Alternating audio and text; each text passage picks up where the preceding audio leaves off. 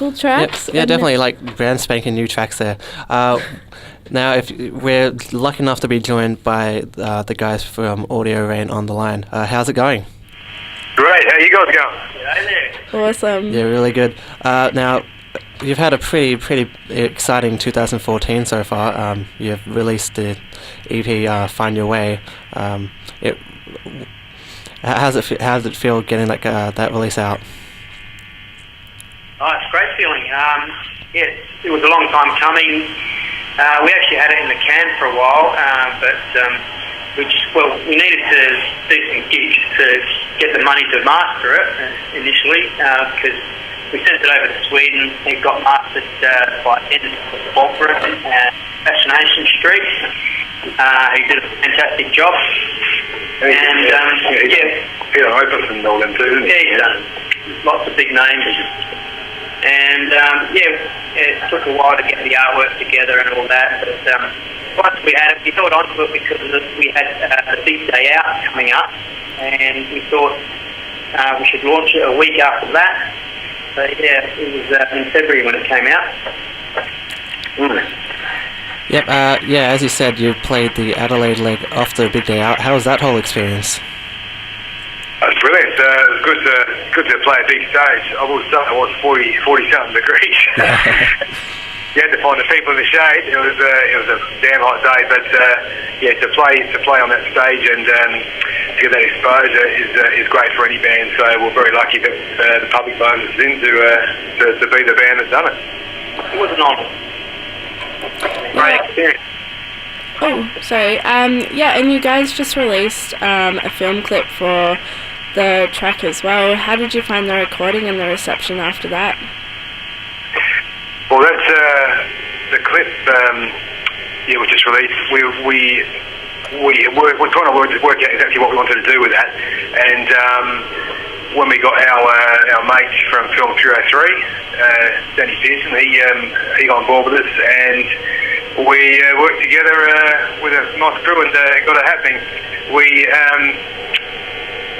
We're very happy with it. As we've released it, it is opening things up, and we've got some other I suppose, special things coming up in the works because of that. And with that, and with Find Your Way itself, that'll be coming out very soon and being distributed on a compilation album from Melbourne's Poison Thorn Records.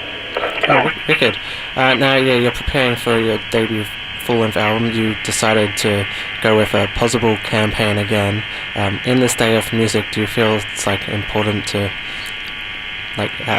use crowdfunding?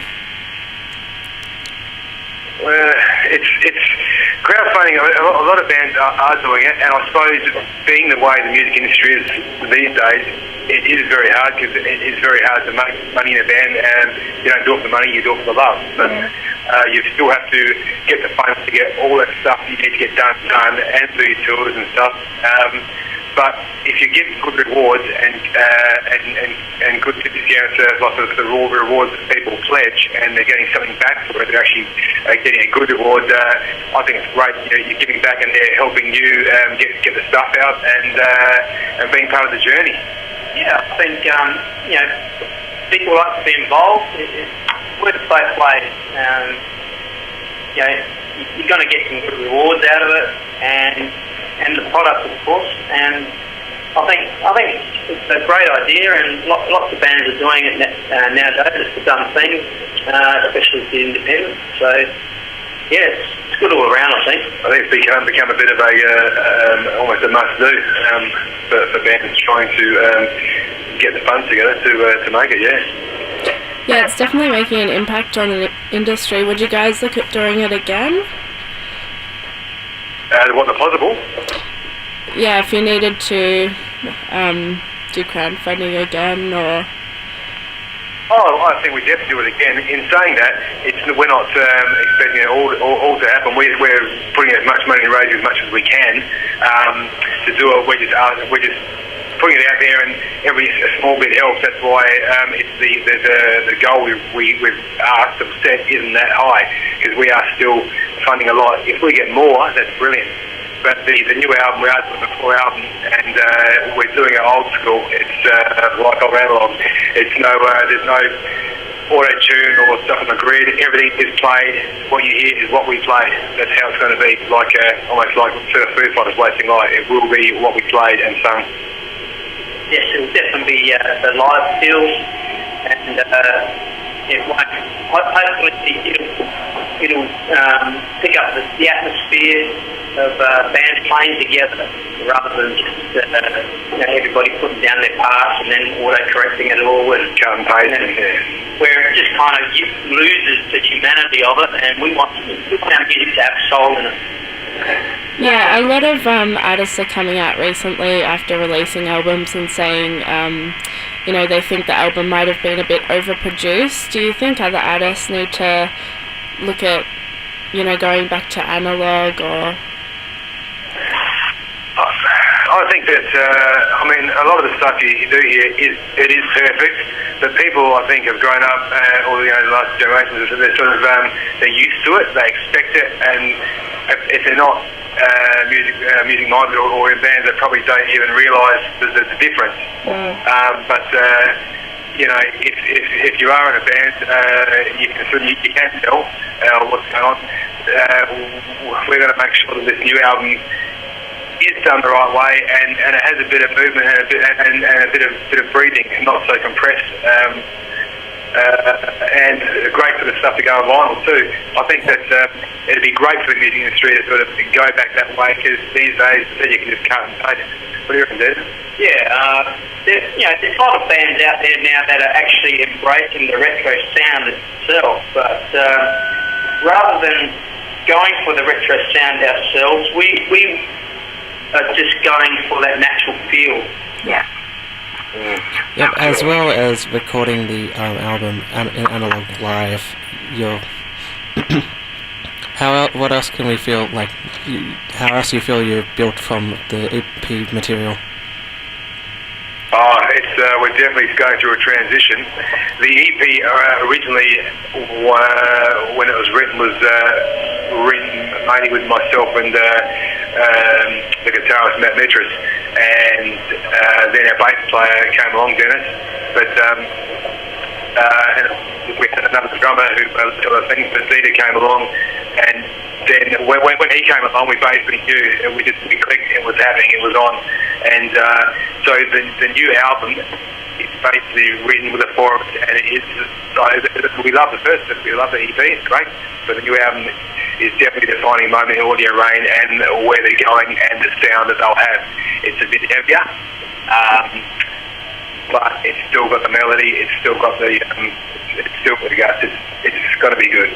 Yeah, we've got some unique sort of sounds happening. We're utilising different ideas, from all four of us, and putting them together, and I think it's sounding a lot more cohesive.